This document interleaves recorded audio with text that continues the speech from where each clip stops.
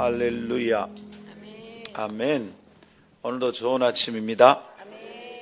영혼의 중력을 이기시고 나오신 여러분들을 축복합니다. 얼마나 귀한 분들인지 옆에 분들을 다시 한번 축복합시다. 저를 따라서. 오늘도 좋은 아침입니다. 할렐루야. 뭐가 그리 좋으세요? 얼굴은 부어있고 그냥 어떻게 메이크업 안 된 이 쌩얼들을 여러분, 여기에 좋은 것을 볼 수 있는 눈이 진짜 눈인 줄 믿습니다. 메이크업 안 된 얼굴이지만 이 얼굴을 뚫고 그 안에 있는 영혼의 빛남을 다 보게 되기를 기대합니다. 눈의 비늘이 벗어지고. 할렐루야. 감사합니다. 오늘 아침 함께 나눌 말씀을 붙듭시다. 마가복음 10장 45절입니다. 준비되셨나요? 한 절입니다. 우리 다 함께 읽읍시다. 시작. 인자가 온 것은 성김을 받으려 함이 아니라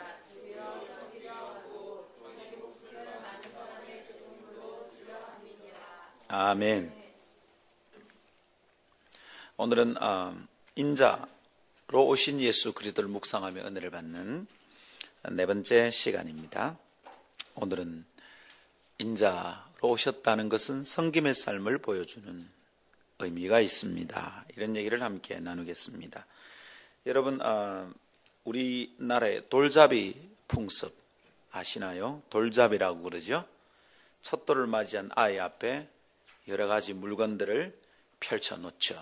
그리고 얘가 뭘 잡는지 선택하는지 어른들이 지켜보는 우리 풍습이 있습니다. 그림에 나왔다 그죠? 이 그림에는 뭐가 놓여 있는지 보십시오. 청진기 있고요, 마우스가 있네요, 돈 있고요, 연필 있습니다. 막 이런 것들을 늘어놓습니다. 어느 것을 잡든지 그럴싸한 변명을 곁들이면 괜찮아 보입니다. 이 분위기 띄우는 이벤트 담당자가 있죠. 막 실을 잡습니다. 실을 잡으면 아이는 장수하겠다고 너스레를 떱니다. 숟가락을 선택합니다. 그러면 밥은 굶지 않고 건강하겠구나 이렇게 얼버무리기도 합니다. 다들 웃으며 즐기지만 부모들이 바라는 것은 다른 것이죠. 뭡니까? 돈이겠죠. 혹은 청진기이기를 기대합니다. 자기 아이가 제법 높은 곳에서 무시당하지 않고 다른 사람들이 우러러보는 자리에 서는 직업을 가지기를 부모들이 바라기 때문이죠. 그러나 아무도 이 돌잡이 판에 빗자루나 걸레 같은 것을 놓아두지는 않습니다. 여러분, 이 빗자루, 걸레 이거 뭐 하는 데 쓰는 겁니까? 이거 섬기는 데 쓰는 거잖아요. 다른 사람들 어지러워 놓은 지저분한 것들을 치우는데 쓰는 일입니다. 누가 뒤따라오면서 치워줄 만한 사람이 되기를 바라지, 누군가의 뒤를 따라다니면서 빗자루와 걸레를 사용한 사람이 되기를 기대하지는 않습니다. 그렇죠, 여러분? 돌잡이 풍습 가만히 보고 있으면 참 재미납니다. 생각해 보았습니다. 돌잡이는 아이의 미래에 대하여 어른들의 바라는 것을 투사하는 심리적 게임 같아 보입니다. 자기들이 원하는 것을 괜히 거기다가 투사하고 있는 거죠. 아이가 태어난 고유한 이유나 목적에 대하여 생각하고 축복하기보다는 어른들의 기대를 그 아이 인생에다 쏟아붓는 것 같아 보입니다. 태어나서부터 애들은 고단한 겁니다. 그런데 여러분, 어떤 부모도 자기 아이가 섬김을 받기를 바라지 섬기는 사람으로 살아가기를 바라지는 않습니다. 빗자루나 걸레를 선택하기를 바라지 않는다 이 말이죠. 그의 아이의 돌잡이 판에는 빗자루와 걸레가 없어요. 그래서 기대하기는 앞으로 우리 교회 성도들이 아이들이 돌을 맞이할 때는 반드시 빗자루나 걸레를 좀 올려놓기를, 그걸 붙드는 순간 그 아이의 평생의 장학금을 책임진다든지 뭐 이런 걸 좀 해야 되겠어요. 왜냐하면 섬기기로 선택된 애니까 교회가 책임져 줘야 돼. 주님이 책임져 줘야 돼요. 할렐루야. 지금 너무 아쉬워, 그죠? 조금 일찍 할 걸, 그죠? 목사님이 저 마음을 좀 일찍 먹으셔야 되는데. 아무도 거기서 빗자루나 걸레를 선택했으면 좋겠다, 이런 부분이 잘 없어요. 그거 바라지 않습니다. 그러니까 결국 뭐 하는 겁니까? 부모들 자신이 자기들의 삶에서 섬김을 받으며 살고 싶다는 거죠. 자기들의 소원을 아이의 돌잡이 풍습에 투사하고 있다, 이런 말입니다.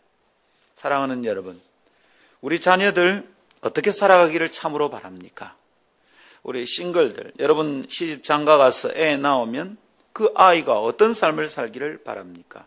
그리고 무엇보다 여러분 자신은, 나는 스스로 어떻게 살고 싶은 겁니까? 다 섬김받기를 바라며 살아가니까요, 이 세상이 이렇게 지저분하게 싸우는 겁니다. 여당은 절대로 야당 섬기지 않습니다. 야당 역시 여당을 섬기고자 하는 마음이 없습니다. 한번 물어볼까요? 진지하게. 여러분, 국회의원이 백성들 정말 섬길까요? 대통령 말입니다. 백성들 정말 섬길까요? 그랬으면 참 좋겠어요. 그러나 정말로 섬기기를 작정한다면 세상이 이렇게 시끄러울 리가 없습니다. 여야가 정쟁을 할 리가 없습니다.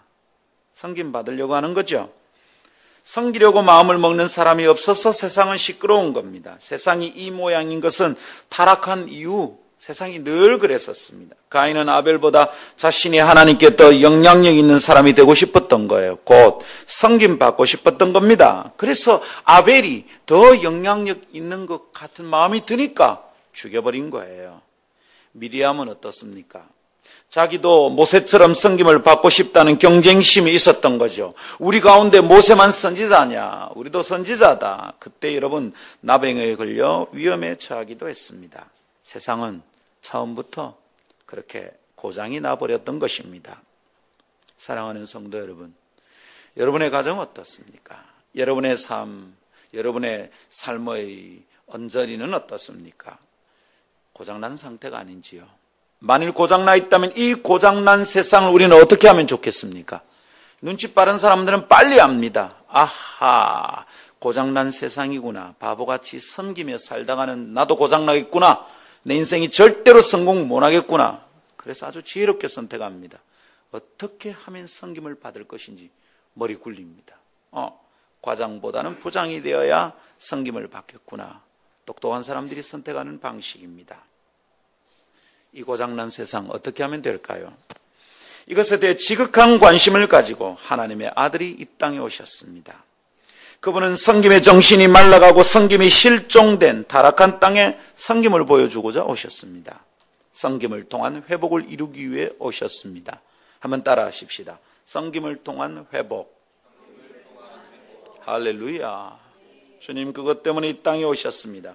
오늘 아침은 섬기려고 오신 주님, 섬김을 통한 회복을 이루기 위해 오신 주님, 이것이 하나님의 아들이 사람의 아들이 되신 이유와 목적이라는 것을 함께 묵상하고자 합니다. 다음 두 가지 깨달음이 우리의 영혼의 찌꺼기를 벗겨내고 새로운 목적을 향해 나아가게 할 것을 믿습니다. 첫 번째는 인자는 섬김을 위하여 이 땅에 오셨습니다 라는 것이고요. 두 번째는 인자의 섬김을 받음으로 생명을 얻을 수 있습니다. 이 두 가지 내용을 함께 묵상할 때 우리의 마음의 걸음이 깨끗하게 되고 눈에 비늘이 벗겨지기를 축복합니다. 첫 번째 따라 합시다. 인자는 섬김을 위하여 이 땅에 오셨습니다. 그렇습니다. 여러분 이 말이 무슨 말인지 잘 기억하셔야 됩니다. 우리가 항상 이것 놓치니까 우리의 삶이 흔들립니다. 우리가 이 말을 놓치고 살아가니까 교회다움을 놓치고 성도다움을 놓칩니다. 기억해야 합니다. 인자는 섬김을 위하여 이 땅에 오셨습니다. 오늘 우리가 가장 먼저 주목할 것은 인자에 온 것은 이라는 진술입니다. 한번 따라 합시다. 인자에 온 것은. 인자가 뭐라고 그랬습니까? 인자는 예수님 당신을 가르치는 독특한 인칭용법이다. 나는 이 말입니다. 나에 온 것은, 예수님이 이 땅에 온 것은 인자에 온 것은, 주님은 아주 중요한 내용을 이 표현으로 설명하고 계십니다. 자신이 이 땅에 오신 이유와 목적이 있다는 겁니다. 아무렇게나 온 게 아니에요. 이 땅에 오신 목적만이 아니라 사람의 아들로 오신 목적과 이유가 있다는 겁니다. 이걸 아주 분명하게 전명하십니다. 인자, 사람의 아들, Ben Adam, Son of Man, 사람의 아들로 오신 이유가 있다 이 말이에요. 하나님의 아들이 왜 사람의 아들이 되었나? 예사롭게 건너가면 안 됩니다. 그 이유와 목적이 뭘까요? 인자에 온 것은, 그렇죠, 이유 있죠? 주님의 삶은 목적 없이 함부로 이 땅에 내팽개진 것 아니에요. 이 땅에 와서 방황하다가 시간 때우고 가는 분이 아니세요. 인자에 온 것은, 주님이 이 땅에 오신 것은 그 삶의 목적과 이유가 아주 분명합니다. 주님은 이것을 분명하게 인식하고 계신 것 같습니다. 그래서 아름답습니다. 세상에서 가장 불쌍하고 누추한 사람은 거리의 노숙자들이 아닙니다. 자신의 삶의 목적과 이유를 모른 채 하루하루 그냥 살아가는 사람들입니다. 일용직 노동자들이 그래서 비참한 거구나. 아니요. 일용직 노동자라도, 길거리의 노숙자라도 자기의 삶의 목적을 이해하고 있는 사람은 절대로 누추하지 않습니다. 그러나 그가 타워팰리스에 살든 그가 센텀시티에 살든 자기가 왜 살고 있는지 목적과 이유를 모르고 살아가는 사람이 제일 누추한 사람입니다. 그런 얘기를 누가 했답니다. 서울에 있는 제일 비싼 아파트 타워팰리스, 그 제일 꼭대기층 펜트하우스라는 곳이 있죠. 그 맨 꼭대기층, 여러분, 제일 비싼 펜트하우스가 이번에 경매로 나왔는데 그 돈이 65억이래요. 그런데 많이 떨어졌답니다. 85억 넘어 나갔대요. 근데 이제 그 85억 되는 타워팰리스 펜트하우스에 살던 어느 회장님이겠죠. 이 회장님이 재미난 얘기를 했답니다. 누가 이제 타워팰리스에 들어온 어떤 사람이 여기 사람들이 많이 들어와서 아침에 출근할 때 차가 막힌다, 이게 문제다, 막 이런 얘기를 했답니다. 또 고층 아파트니까 사람들이 많이 살죠.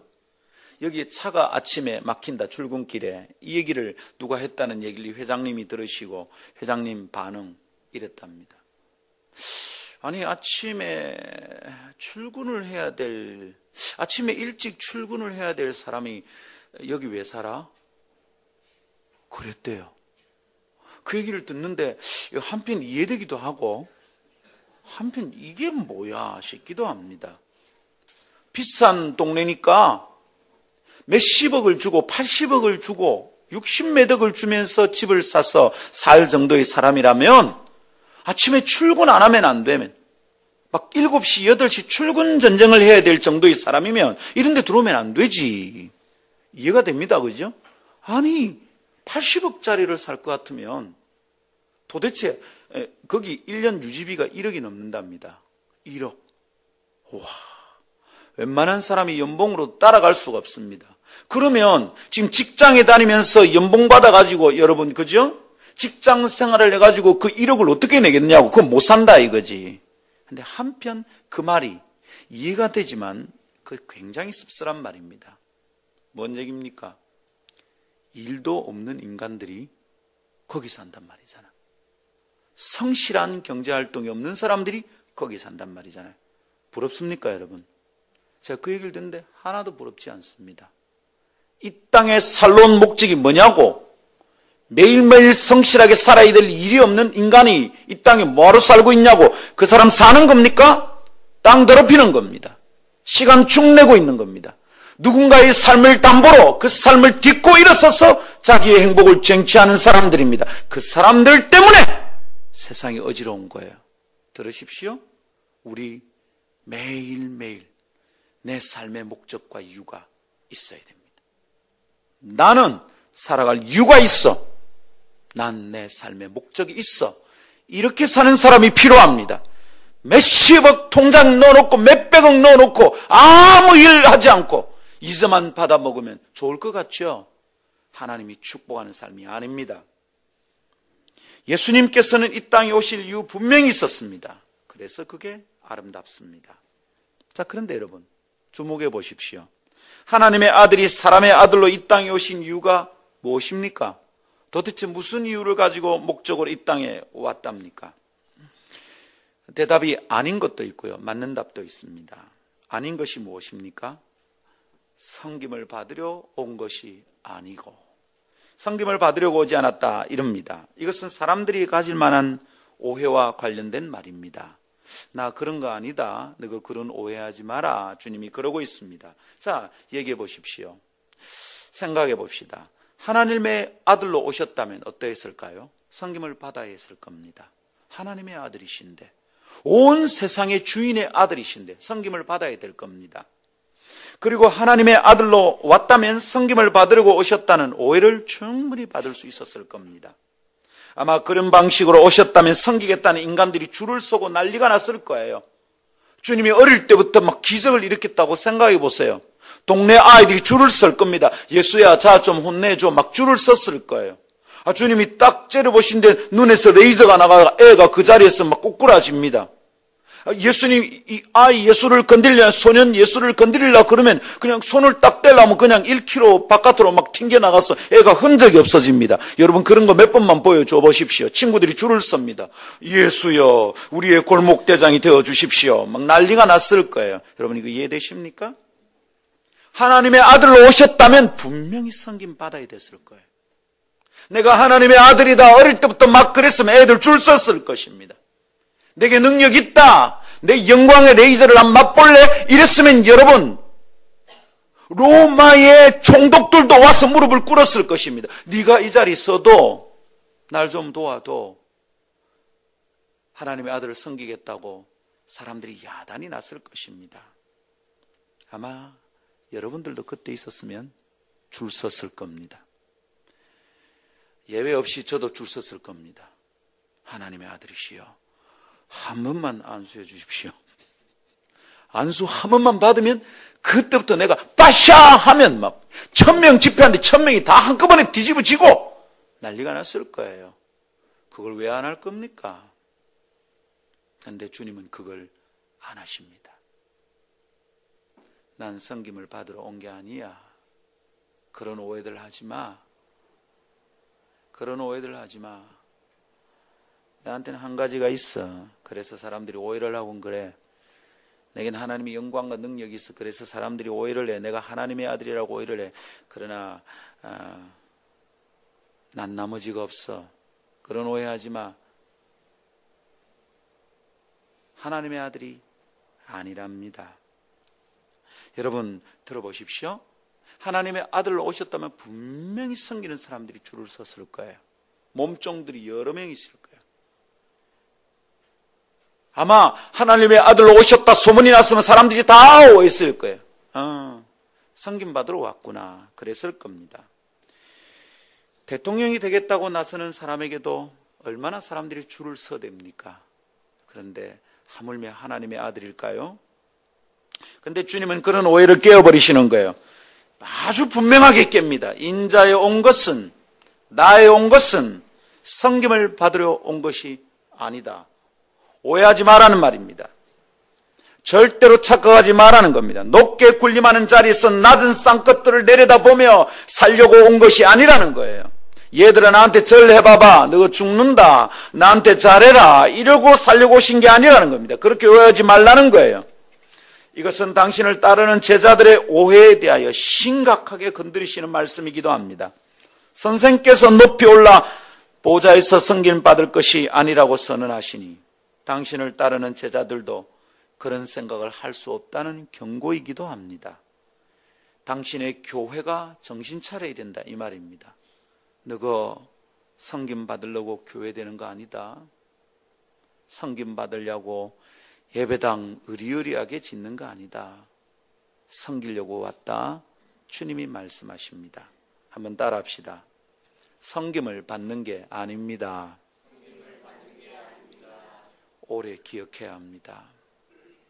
이거 기억하지 못하니까 교회도 자꾸 시끄러워요. 이거 기억하지 못하니까 예수 믿는데도 티격태격해요. 여러분, 저 사람 설거지 한 번 할 동안에 내가 두 번 하는 게 왜 그렇게 기분 나쁩니까? 그 사람 내보다 집사 먼저 되는 게 왜 그렇게 기분 나쁠까요? 그 인간은 장로 피택 투표에 당선이 되는데 나는 떨어졌다고 왜 교회 옮깁니까? 여러분, 내 친구가 먼저 장로 될 때 내가 그분을 깍듯하게 섬기겠다 이러면 아름답지 않습니까? 우리 왜 이거 안 됩니까? 잊어버리고 있거든. 내가 섬기는 그 주님께서 섬김을 받으려 오지 않았다는 걸 잊어버렸거든. 아, 우리 섬김 받는 자들이 아니구나, 이걸 잊어버렸어. 자기 무시당하면 못 견뎌. 자기가 섬김 받는 자리에 서려고 눈에 불을 켜는 거예요. 내가 자보다 장로 먼저 돼야지. 저 인간보다 내가 먼저 권사 돼야지. 이러고들 살아간다 이 말입니다. 교회 조용하겠습니까? 어떻게 다툼과 분쟁이 일어나지 않겠습니까? 어떻게 교회가 쪼개지지 않을까요? 기억합시다. 오래도록 섬김 받는 거 아닙니다. 할렐루야. 한번 따라 합시다. 한 번 더. 나는 섬김 받을 사람 아닙니다. 제발 이러면 좋겠어. 이제 잘생기고 멋져 보이고 영성이 있어 보이는 분들이 이제 주일날 다 있으면 처음 오는 성도들이 오, 저분이 목사인갑다. 그럴 수 있습니다. 그죠? 그래서 아, 목사님 이러면 기분이 좀 우쭐해져야 될까요? 아니라 그때 곧바로 말해야 돼. 목사 아닙니다.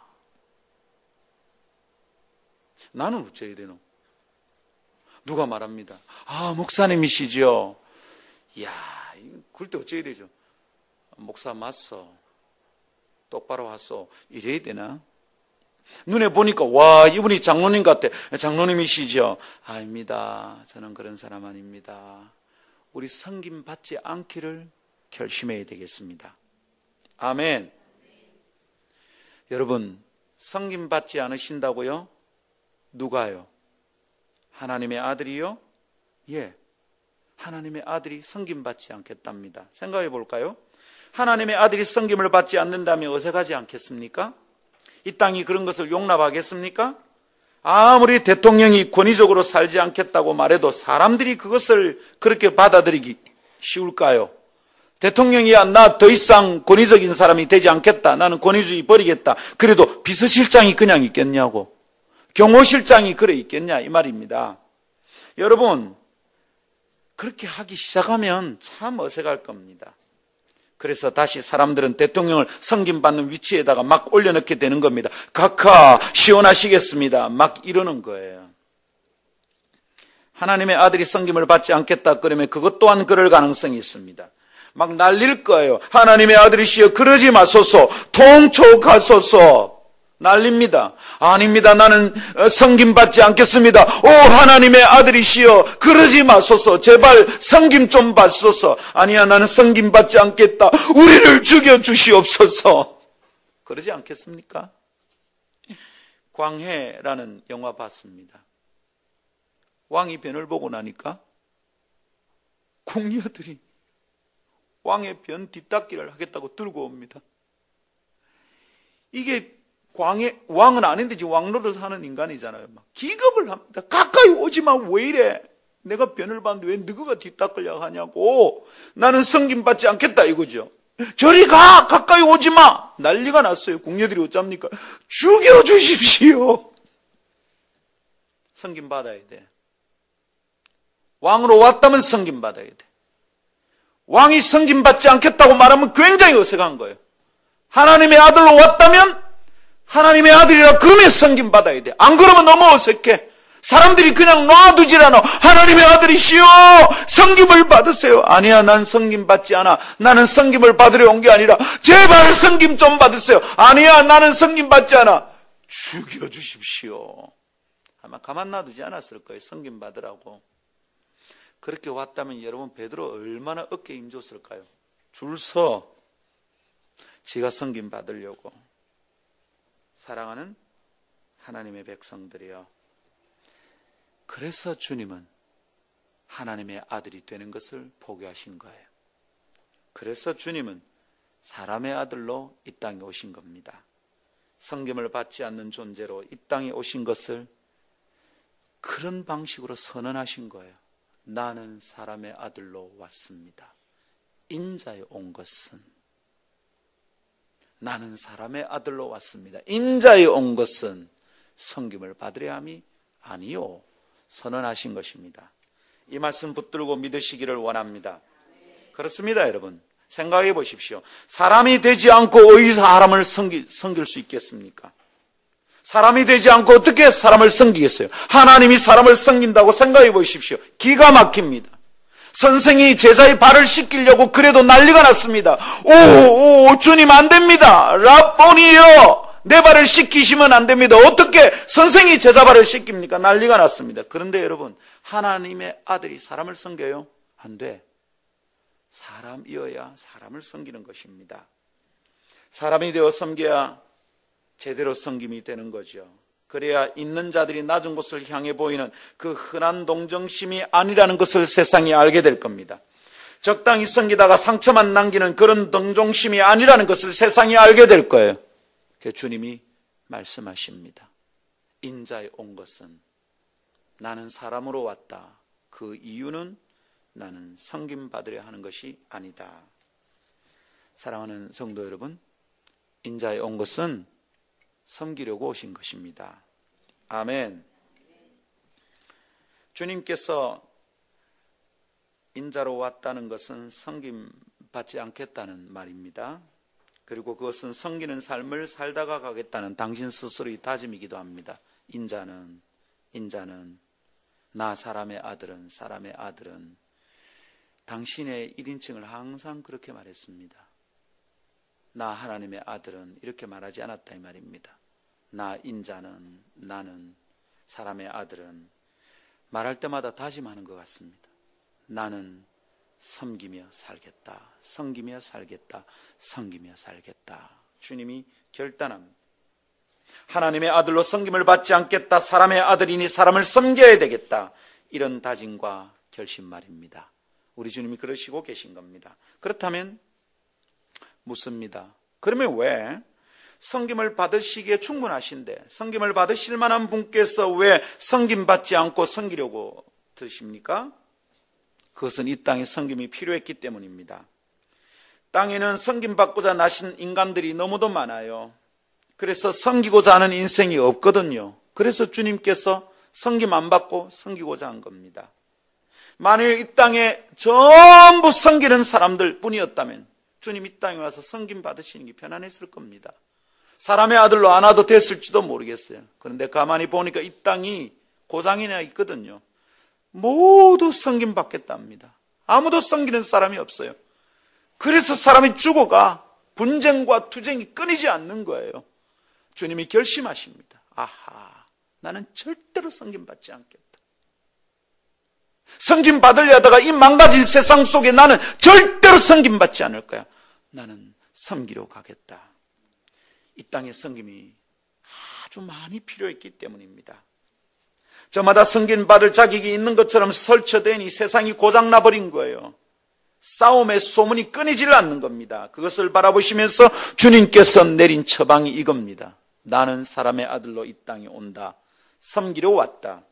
섬김의 정신이 회복되지 않으면 세상은 고쳐지지 않는다고 주님이 정확하게 판단하신 것입니다. 그러나 섬기기 시작하면 세상과 사람의 마음이 고쳐진다는 겁니다. 누군가 섬기기 시작하면 세상이 구원받는다는 겁니다. 하나님의 아들이 사람의 아들이 되어 와서 섬기기 시작하면 세상이 정신 차린다는 거예요. 고쳐진다는 거예요. 구원받는다는 거예요. 다시 생명의 강이 사막 같은 세상 속에 흐르기 시작한다는 거죠. 여기저기서 꽃이 필 겁니다. 생명나무가 열릴 겁니다. 아멘. 우리 주님이 이것을 보신 것이죠. 너희 속에 돈이 없어서 죽어가는 게 아니라 너희 속에 섬김이 없어 죽어간다. 너희 속에 섬김의 정신이 없어서 세상이 사막이 되어간다. 아느냐 인간들아. 그래서 내가 사람의 아들로 간다.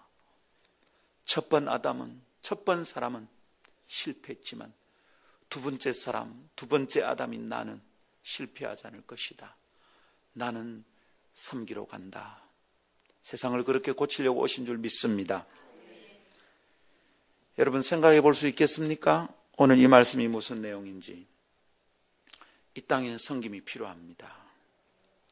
하나 되지 못하는 나라도, 분열되는 교회도 섬김의 정신이 없어서 그렇습니다. 바울이 쓴 고린도 전후서, 고린도 교회에 대한 편지입니다. 고린도 교회는 신약 성서에 나타나는, 신약 성경에 나타나는 많은 교회들 가운데서 문제를 제일 많이 가진 교회 중에 하나입니다. 그런데도 은사도 뒷담 않았습니다. 고린도 교회의 핵심적인 문제가 뭡니까? 교회가 분열되어 있는 거예요. 나는 아볼로파다, 나는 바울파다, 심지어 나는 예수파다, 이러면서 파당이 있었습니다. 분쟁과 파당이 그 교회 안에 있었어요. 왜 그렇습니까? 다 섬김 받으려고 하거든. 내 은사가 더 크다는 겁니다. 님 방언밖에 못하지? 나는 방언 통역한다. 님 방언 통역밖에 못하지? 나는 영분별한다. 나는 예언의 은사가 있다. 다 자기 은사가 크다고 말하는 거죠. 그래서 바울이 고린도 전서 12장, 13장, 14장 은사에 대해서 길게 얘기합니다. 은사 다 한 가지다. 그러면서 우리가 한 몸이다, 이럽니다. 우리 다 한 몸이고, 12장 끝머리에 너가 이런 은사만 사모하지 말고 가장 큰 은사를 사모하라. 그리고 13장 사랑은 이라고 말합니다. 사랑하라는 거예요. 너가 섬김 받으려고 하다가 교회가 이 모양이 되었다, 이 말입니다. 너가 사랑하지 않으니까 교회가 이렇다, 이 말입니다. 섬김 받으려 하지 말고 섬겨라 제발, 이렇게 얘기하고 있는 중입니다. 생각할 수 있겠습니까? 연합과 일치는 섬김의 정신, 겸손한 마음에서 시작이 되는 거예요. 서로 섬기지 않으면 교회에 하나됨은 없습니다. 내가 자아보다 조금만 더 많이 섬기면 그게 기분 나쁩니다. 내 혼자 교회 청소하고 있으면 마음이 안 편합니다. 왜 맨날 청소하는 우리만 하나? 그래서 어느 날 안 하기로 결심을 합니다. 그래서 또 다시 청소 늘 하는 사람이 교체가 됩니다. 죽을 때까지 청소하면 안 될까요? 매주일 내가 청소하면 그렇게 기분 나쁜 걸까요? 아무도 오지 않을 때 내 혼자 청소하고 있으면 정말 손해보는 걸까요? 우리 청년들 참 수고 많이 하잖아요. 토요일마다 내 청소합니다. 그런데 이제 보이는 사람이 있습니다. 아, 자는 이제 토요일날 와서 지만 고생하는 거 안 하려고 결심했구나. 딱 보입니다. 들으십시오. 그러는 순간 나는 예수하고 별로 상관없는 사람이 됩니다. 주님이었으면 어떻게 했을까요? 주님이었으면 아름다운 게 지금 계시면 어떻게 했을까요? 분명히 말씀하셨어요. 나는 섬기겠다.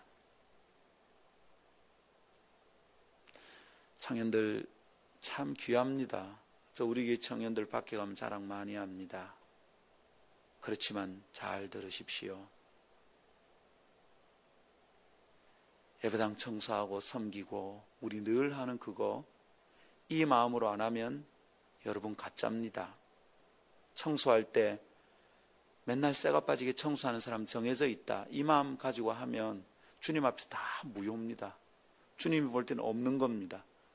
매일 하고 1년 내내 해도 주님 앞에 칭찬받지 못합니다. 우리 가운데 섬기려고 하는 기쁜 마음이 있어야 주님 기뻐하실 줄 믿습니다. 일 시켜놓고 그렇게 자꾸 합리화하지 마십시오. 그럴까요? 다 섬김의 방식이 있는 것 같습니다. 내가 선 자리에서 그 일 주어지면 이게 주님을 따르는 방식이다 생각하고 묵묵히 자아보다 내가 더 많이 섬기게 되면 기뻐하면서 섬기도록 합시다. 아멘. 서로 섬기지 않으면 교회에 하나됨은 없습니다. 교회는 항상 시끄러울 겁니다. 그거보다 더 심각한 것은 서로 섬기지 않으면 그것은 교회가 아닙니다. 그때부터 교회가 아닐 겁니다. 교회가 아니니까 지멋대로 하는 거잖아요. 교회다, 이게 그리스도의 몸이다 생각하면 어떻게 예배를 마치고 네가 잘했니 내가 잘했니 이런 말을 어떻게 할 수 있습니까? 나는 그거 뭐네 이런 소리 어떻게 할 수 있냐고. 못합니다, 여러분. 교회가 아니니까 그런 겁니다. 섬기려고 하지 않는 순간 우리는 교회 아닙니다. 그러나 섬기면 교회가 되는 줄 믿습니다. 서로 섬기지 않으면 교회는 매일 분쟁이 있을 겁니다. 교회와도 평안이 없을 겁니다. 목장과 목장이 서로 시기하고 있다면 섬기지 않으려는 마음 때문일 겁니다. 다른 성도의 영적 성장과 신앙의 견고함이 자라는 것을 기뻐하지 않는 것도 섬기려고 하지 않는 마음에서 시작이 됩니다. 교회라면, 성도라면, 그리스도의 제자라면 그분이 가신 삶을 뒤따라가야 합니다. 이 아침 그래서 권합니다. 사랑하는 새벽 성도들이여, 앞서가신 섬김의 주님을 따라갑시다. 아멘. 섬기기 위하여 기꺼이 사람의 아들이 되신 주님을 바라봅시다. 그리고 그분을 바라보며 뒤따라 걸어가는 성도들 되기를 축복합니다. 할렐루야. 첫 번째 기억할 것은 인자는 섬김을 위하여 이 땅에 오셨다는 것입니다. 두 번째 따라합시다. 인자의 섬김을 받음으로 생명을 얻을 수 있습니다. 네. 자, 인자는 섬김을 받으러 오셨다 그랬습니다. 하나님의 아들이 그래서 사람의 아들이 되었답니다. 섬김에 오셨죠? 그러면 궁금한 겁니다. 누가 섬김 받지? 궁금하지 않습니까? 궁금하죠? 궁금하면 1,000원 조금 올려야 되겠어요. 잠이 너무 많이 오고 고단해서 조금 올려야 되겠어요. 궁금하면 1,000원. 주님 성도에도 오셨다 그러시죠? 그러니까 그때부터 우리의 선택이 눈앞에 놓여 있습니다. 자, 주님이 섬기러 왔습니다. 그럼 우리는 뭐 하고? 그럼 우리도 섬겨야 된다. 이런 답은 좀 쉬운 답입니다. 여러분, 주님이 섬기러 오셨습니다.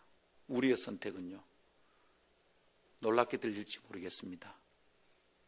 주님이 섬기러 오셨으니 그 섬김을 여러분 받으십시오. 주님이 어떤 섬김을 하러 오셨는지 오늘 아침 딱 깨닫고, 예, 주님의 섬김을 제가 받겠습니다. 그러면 살 길이 열린 줄 믿습니다.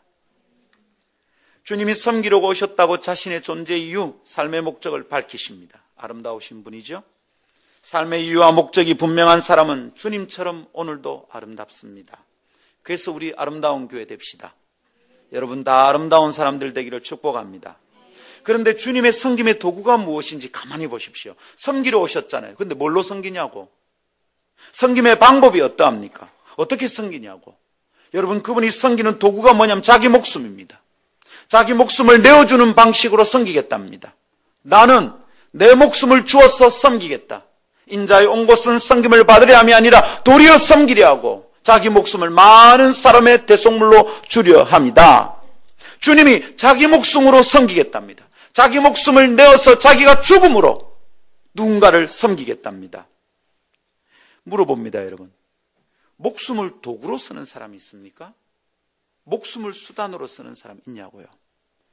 여러분, 목숨을 도구로 써서 죽어버리면 자기가 뭘 얻을 수 있습니까? 얻은들 뭐합니까? 내가 죽었는데. 사람들은 목숨을 도구로 안 씁니다. 돈을 도구로 쓰죠. 건강을 도구로 쓰기도 하고요. 아부를 도구로 쓰기도 합니다. 뇌물을 도구로 쓰기도 합니다. 그러나 생명을 도구로 쓰질 않아요. 자기 생명을 도구로 쓰는 사람은 없습니다. 물론 어쩔 수 없이 목숨 걸고 빚을 내었다가 낭패를 당하는 사람들이 있기는 하지만 그것은 그들의 원래 바라는 바가 아닙니다. 생명은 도구가 아니라 목적이 되죠. 자기 생명을 아끼려고 무슨 일이든지 합니다. 자기 가족들 생명 지키려고 어떤 일이든지 안 됩니다. 그 어떤 일을 하는 그 어떤 일이 도구죠. 생명은 목적입니다. 그런데 왜 인자께서는 생명을 걸고 섬기려고 그러는 겁니까? 자기의 목숨을 왜 준다고 그럽니까?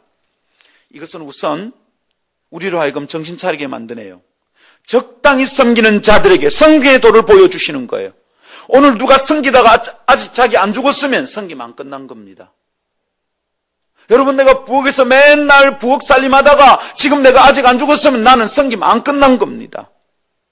여러분, 청년들 매일 청소하다가 내가 아직 안 죽었으면 나 아직 섬김이 안 끝난 거예요. 주님은 죽음으로 섬기거든. 생명으로 섬겼거든. 적당히 섬기는 자들에게 섬김의 도를 보여주시는 겁니다. 최고의 섬김이 무엇인지 증명해 보여주십니다. 섬김의 최상급은 목숨으로 섬기는 것입니다. 최고의 섬김은 뭐냐? 목숨으로 섬기는 것이다. 그래서 왕을 위해 목숨을 버리는 신하들이 충성된 충신이라고 불리는 겁니다. 제대로 섬겼다 이 말입니다. 그러나 여러분, 무엇보다 주님께서 생명으로 섬기겠다는 것은 당신이 생명으로 섬겨서 얻을 것이 있기 때문이에요. 그 얻을 게 뭡니까? 생명입니다.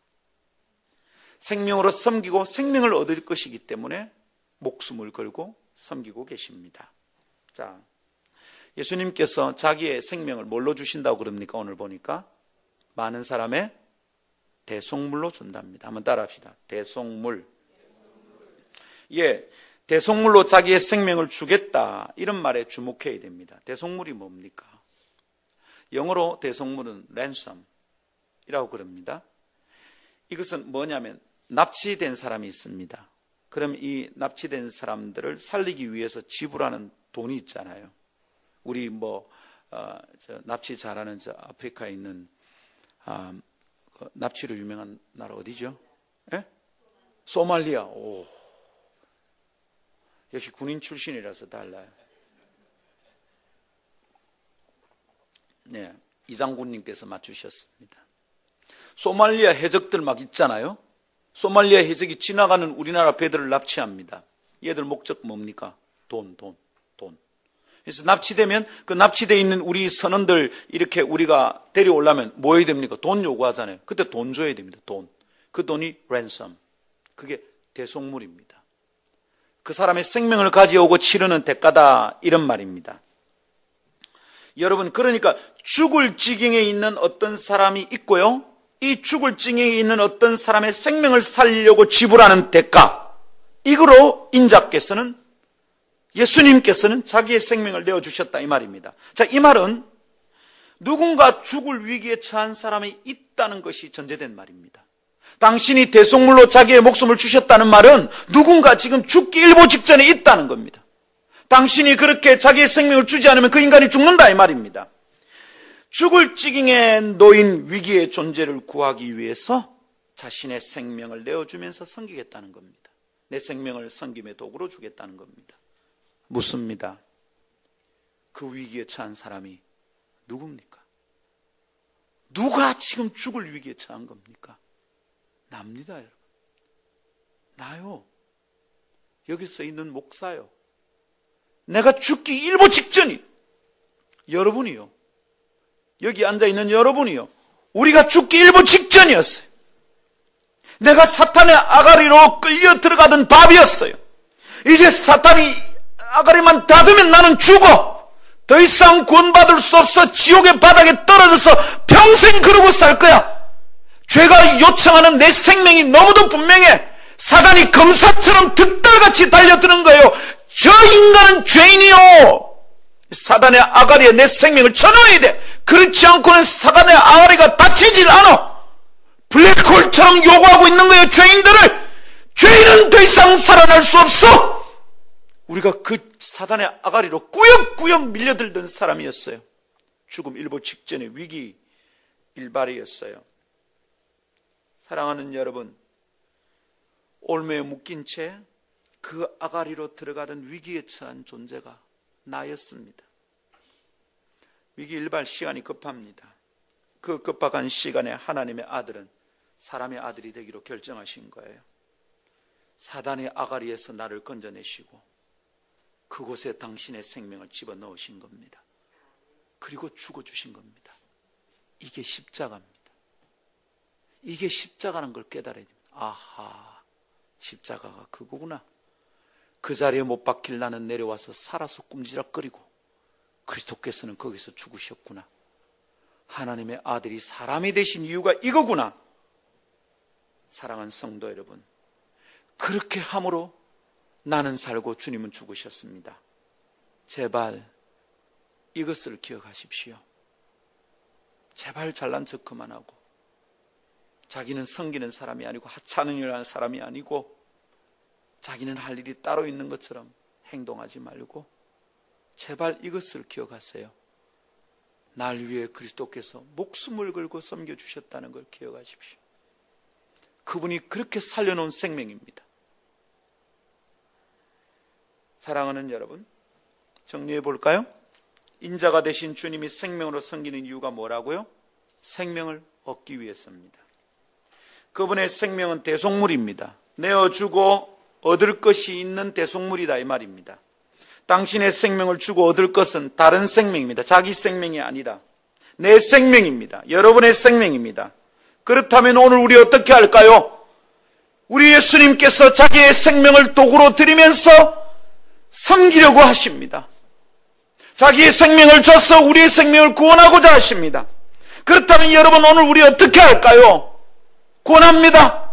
만일 예수께서 당신의 생명을 도구로 내어주셔서 그것으로 섬겨서 내 생명을 구원한다면 여러분 우리 오늘 아침 어떻게 하면 됩니까? 말합니다. 들으십시오. 그렇다면 오늘 아침 우리 이 성김을 받읍시다. 이 성김을 받아들이십시오. 황송스럽지만 이 성김을 받아야 합니다. 받을 씻기시려는 주님을 베드로는 만류했습니다. 오, 이런 법이 없습니다. 스승이 제자의 발을 씻길 수 없습니다.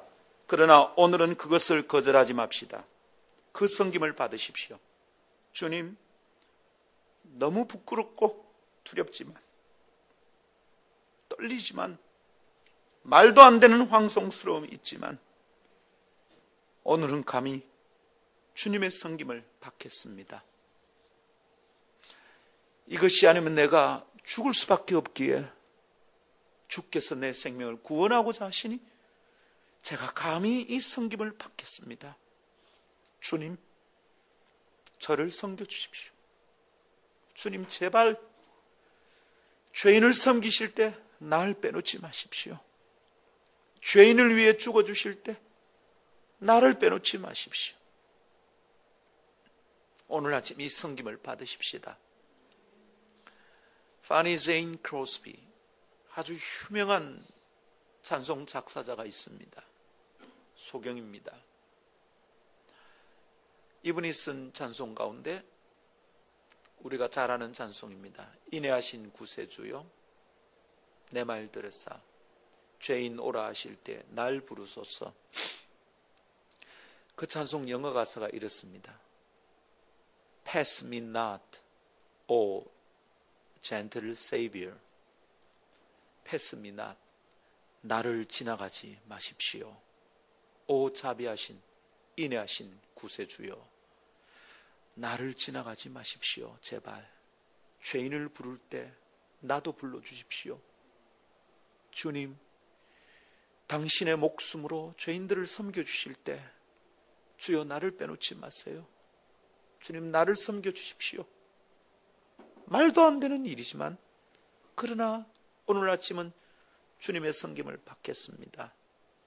생명으로 생명을 구하는 십자가의 섬김, 주님, 제가 이 생명을 오늘 아침은 받고 싶습니다.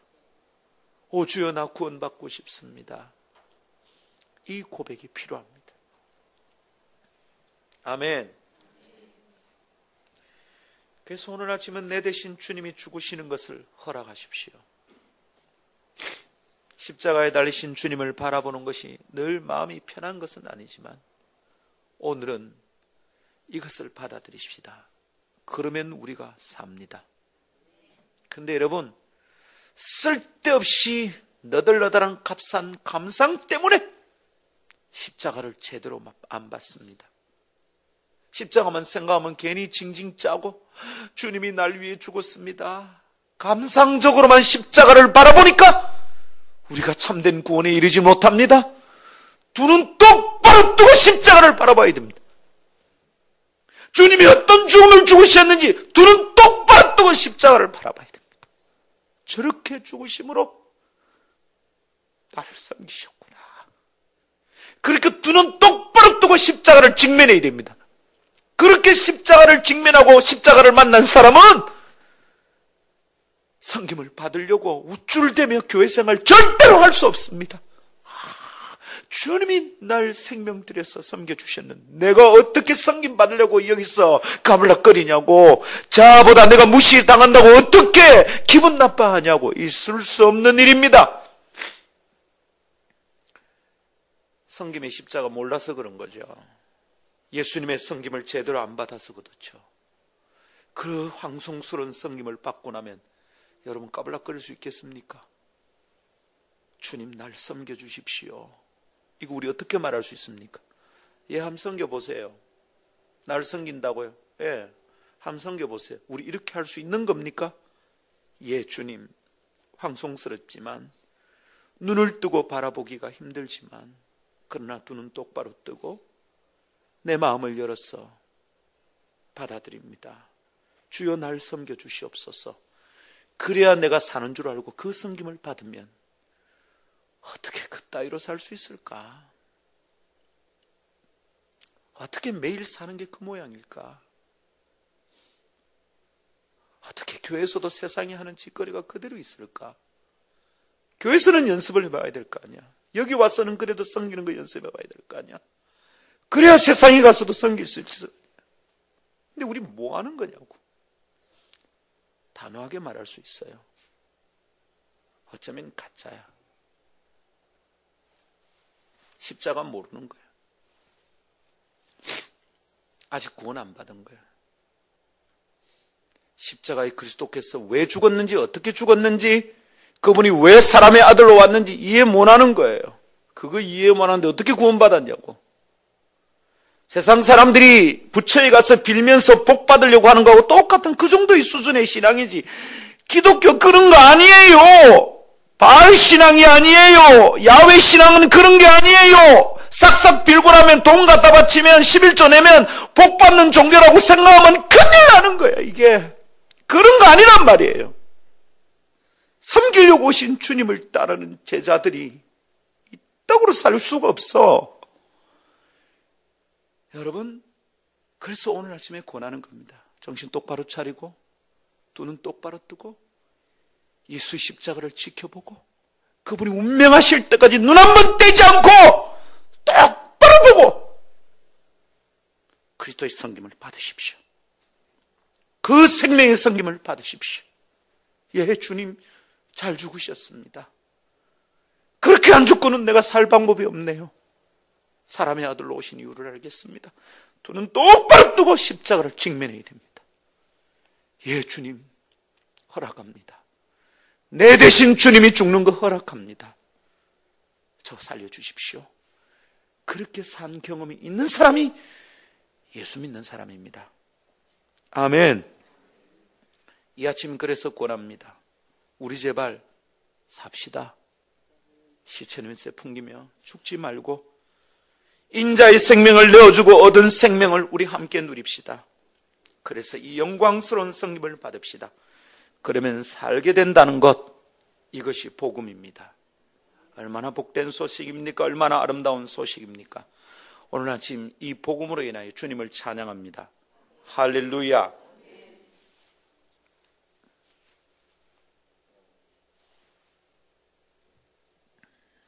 마지막으로 한 가지 더 묵상합시다. 주려고 합니다. 자기 목숨을 많은 사람의 대속물로 주려 함이니라. 여러분 이거 묵상해 볼까요? 주님은 인자로 오셔서 당신의 생명을 주려고 합니다. 이게 섬김이다 그랬습니다. 주님은 당신의 섬김이 어떤 의미인지 우리에게 알게 해주십니다. 섬김의 방향이 있다는 것을 말해주고 있습니다. 섬김의 방향은 어떤 것입니까? 섬김의 방향은 주는 것입니다. 나로부터 바깥으로 흐르는 것이 섬김의 방향입니다. 섬김의 방향은 밖에서 내게로 오는 게 아니고 섬김의 방향은 나로부터 바깥으로 흐르는 것입니다. 이게 섬김의 방향입니다. 인자가 되신 주님의 섬김을 받음으로 우리가 생명을 얻게 됐다고 했습니다. 그렇다면 이 생명은 우리 가운데 고여 있으면 안 됩니다. 방향이 있어야 됩니다. 주님의 섬김 때문에 내가 살게 되었다면 이 섬김은, 이 생명은 방향이 있습니다. 어떻게 해요? 주는 방향으로, 흐르는 방향으로 가야 된다 이 말입니다. 우리 가운데 있는 생명은 주는 방향이 있습니다. 흐르는 방향이 있다 이 말입니다. 그렇죠 여러분? 주님의 섬김으로 받게 된 이 생명은 마침내 또 다른 섬김의 모습으로 흘러가게 될 겁니다. 할렐루야. 내 속에 있는 주님의 생명은 또 누군가의 죽음 같은 삶을 살리기 위해서, 섬기기 위해서 흘러가게 될 것입니다. 이게 정상적입니다. 자꾸 밖에서 내게로 흘러들어오기를 바라면 곤란합니다. 자꾸 내가 가져가길로 하려고 하면 안 됩니다. 내가 가져가는 것이 아니라 내가 주어야 합니다. 아멘. 아름다운 교회, 섬기는 교회 됩시다. 주는 교회 됩시다. 섬김의 방향이 주는 것입니다. 제대로 섬기고 있다면 내게서부터 밖으로 흘러가야 합니다. 흘러보내는 것이 섬김입니다. 제발 부탁합니다. 자기에게로 끌어당기지 맙시다. 이것도 내 거, 저것도 내 거, 교회 거도 내 거, 내 거도 내 거. No. 교회 거는 주님 거, 내 거도 주님 거. 다 주님 거. 교회 걸 집에 갖고 가는 거 쉬워하면 안 되죠. 내 걸 갖고 와야지. 우리 헌금 해놨는데 그걸로 우리 묵고 사는 데 쓰면 다 안 되지. 쥐꼬리 지가 잘라 먹는 거잖아요. 헌금 해놓은 교회 재정으로 집목회 하는데 돈 쓰면 안 되지. 성가대 1박 가는데 1,000만 원씩 2,000만 원씩 쓰면 안 되지. 우리에게는 절대로 그거 안 할 겁니다. 어떻게 그렇게 계속 흘러가게 해야죠. 아름다운 교회, 섬기는 교회, 주는 교회 됩시다. 물론 우리 교회 어떤 성도들은 교회 안에서 섬김을 제대로 받아야 될 분들도 있는 것 같습니다. 아, 우리 교회가, 우리 성도들도 좀 챙겨야 될 사람이 있다, 그런 마음이 듭니다. 그런 분들은 교회 섬김을 받으십시오. 그러나 기억해야 됩니다. 내가 어렵고 힘들기 때문에 교회 섬김만 받는 것이 아니고 나도 어떻게든지 섬겨야 된다. 흘러가야 된다. 교회에서 구제비를 받기 때문에 내가 어떻게 가서라도 청소라도 해야 된다. 그렇게 생각하라는 게 아닙니다. 나도 내 속에서 생명이 흘러가게 만들어야 된다는 생각이 강력해야 됩니다. 내가 구제비라도 받았으니까 교회 가서 청소라도 해야지. 이것은 대가에 대한 대가밖에 안 됩니다. 그것 말고 아, 섬김 받는구나. 무엇보다 예수의 생명으로 섬김 받았구나. 그러면 내 속에서 고여있지 않고 내가 누리는 어떤 복이나 은혜라도 얕은 흘러가게 돼. 이웃 사람에게 주님의 은혜 설명하고 복음 설명하고 내가 받는 행복을 나누어 주고 무엇이든 할 수 있어야 돼. 그리고 무엇이든 할 수 있는 줄 믿습니다. 제발 자기에게로 끌어당기는 게 아니라, 방향이 이게 아니라 내어주고 흘러가는 방향이 섬김의 방향인 것을 믿읍시다. 이제 내게로 끌어다니는 걸 그만합시다. I, my, me, mine. 내가 말이야, 내 것 말이야, 나를 말이야, 이러는 거 그만합시다. I, my, me, mine. 이거 중학교 때 끝내는 겁니다. 나이가 몇 살인데 아직도 그러고 있습니까? 여러분 이제 그만합시다. 내어줍시다. 자꾸만 그렇게 살아냅시다.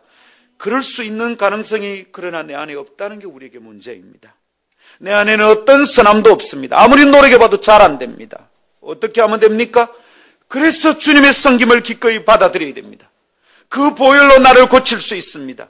그 섬김의 진액, 십자가의 보혈에 젖어서 살아가면 내 영혼이 고쳐지기 시작합니다. 매일 잊지 않고 붙잡아야 되는 그 십자가, 그리스도께서 거기서 죽으셨고 나를 살려주셨지, 이거 매일 기억하는 거예요. 그 순간 그 섬김의 진액, 십자가에 실리신 그 보혈에 쩔어서 사는 동안 내가 섬김을 받으려고 우쭐 대는 일은 할 수가 없는 거예요.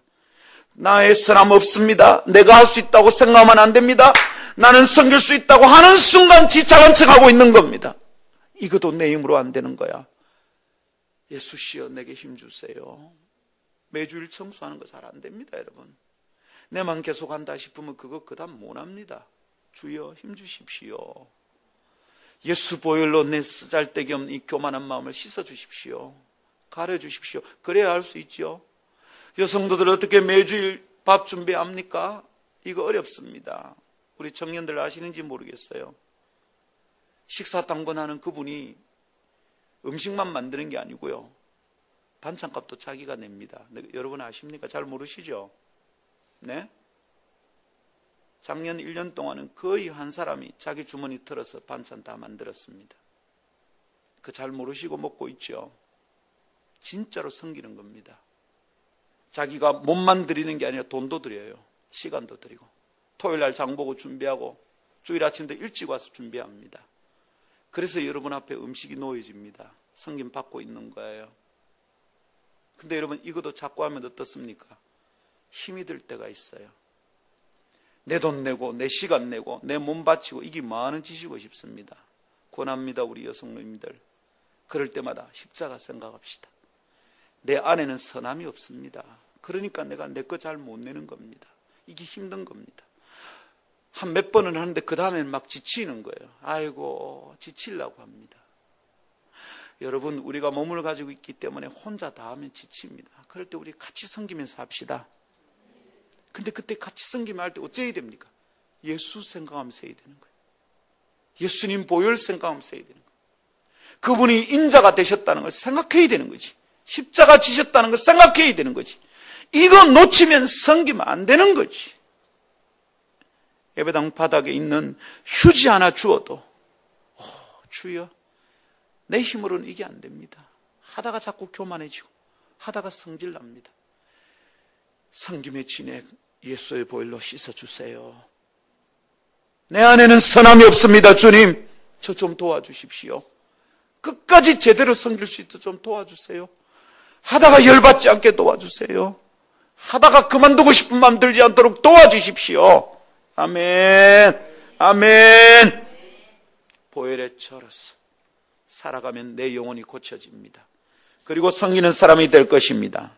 권합니다. 그래서 자꾸만 이 십자가를 매일 묵상하고 아침마다 묵상하며 섬길 때마다 묵상하고 속에서 시커먼 게 쏟아오를 때마다 생각하고 그래서 마침내 섬김을 살기를 축복합니다. 말씀했습니다. 사람의 아들로 오신 예수님, 인자이신 그리스도께서는 당신의 사명을 담은 자기 인식, 자기가 누군지 이거 분명히 알고 있었습니다. 하나님의 아들이 사람의 아들이 되신 까닭을 섬김에서 찾고 계시는 것을 보십시오. 인자로 오신 이유가 섬김에 있다고 말씀하십니다. 사람이 되지 않고 사람을 섬길 방도는 없습니다. 사람이 되지 않고 사람을 섬긴다는 것은 동정심에 불과합니다. 사람을 다치게 만듭니다. 그가 되어보지 않고 누군가를 이해할 수 없고요, 참된 섬김이 시작될 수 없습니다. 주님은 이걸 아십니다. 그리하여 겸손한 섬김의 방법을 선택하셨습니다. 높으신 아들의 모습으로 이 땅에 오시지 않았습니다. 높으신 아들의 모습으로 은혜를 베푼다고 아래를 내려다보신 게 아닙니다. 낮은 곳에 오시어서 멸시를 바르며 사람이 되어주셨습니다. 사람의 아들이 되어주셨습니다. 그리고 섬기겠다고 말씀하셨습니다. 얼마나 고귀한 설득입니까? 설득이 되잖아요. 예, 주님 섬겨주십시오. 얼마나 아름다운 접근이십니까? 동정심으로 느껴지지 않습니다. 누가 이렇게 죄인에게 접근해 준 적이 있었습니까? 누가 버림받은 고통 속으로 이렇게 따뜻하게 다가왔던 적이 있습니까? 도와준다는 이들의 거만함에 마음의 상처만 입었던 그거 우리 추억 아니었습니까? 그런데 주님이 섬기로 낮은 모습으로 와주셔서 감사합니다. 그렇게 섬김을 보여주셔서 우리에게는 안심이 됩니다. 받아들여도 될 것 같습니다. 설득이 됩니다. 아주 따뜻하게 접촉이 되는 것 같습니다. 이제 그러면 우리는 어떻게 할까요? 우리 이 섬김을 받아들입시다. 그리고 우리 삽시다. 다른 방식으로 살아가십시다. 그뿐만 아니라 우리 어떻게 할까요? 이것이 오늘 아침 우리의 숙제입니다. 우리에게 다른 방도 없습니다. 겸손히 낮은 자리에 가서 섬기는 것입니다. 그것을 기쁘게 결심하는 겁니다. 할렐루야. 누가 우리의 섬김을 통하여 또다시 나처럼 평안을 누릴 수 있을까? 누가 나의 섬김을 통하여 또다시 생명을 누릴까? 안심하고 섬김을 받아야 될 사람이 어디에 있을까? 내가 섬기는 것이 그들에게 불편해지지 않게 안심하고 받아야 될 만큼, 이게 무슨 뒷수작이 있지, 뒤통수 까이는 거겠지, 걱정할 필요 없이 안심하고 섬김을 받을 사람이 또 어디에 있을까? 오늘 아침은 그들을 만나는 아침입니다. 하나님, 저로 하여금 그 삶을 살게 도와주십시오. 복된 아침입니다. 할렐루야. 우선 옆 사람 한번 봅시다. 이 사람 섬길 수 있는지 한번 생각해 보십시오.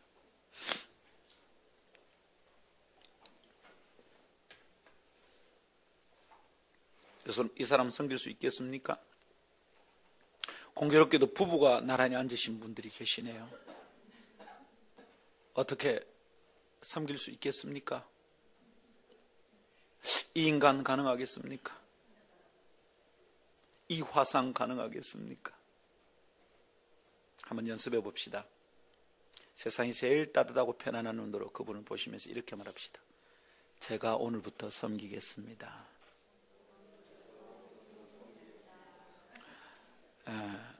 아니, 눈에서 레이저 내지 말고 내가 섬기겠습니다 말고 한번 해보세요.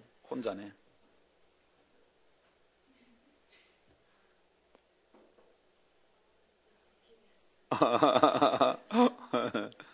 레알? 아니요, 제가 오늘부터 섬기겠습니다. 그렇지만 내가 피아노를 칠 수 없어. 그건 섬겨주세요. 한 번 더 합시다. 이제는 앞뒤로 합시다. 연습합시다. 앞뒤로 보면서 제가 오늘부터 섬기겠습니다. 할렐루야. 기뻐하십시오, 여러분. 그리스도의 제자가 되었습니다. 할렐루야. 함께 기도합시다.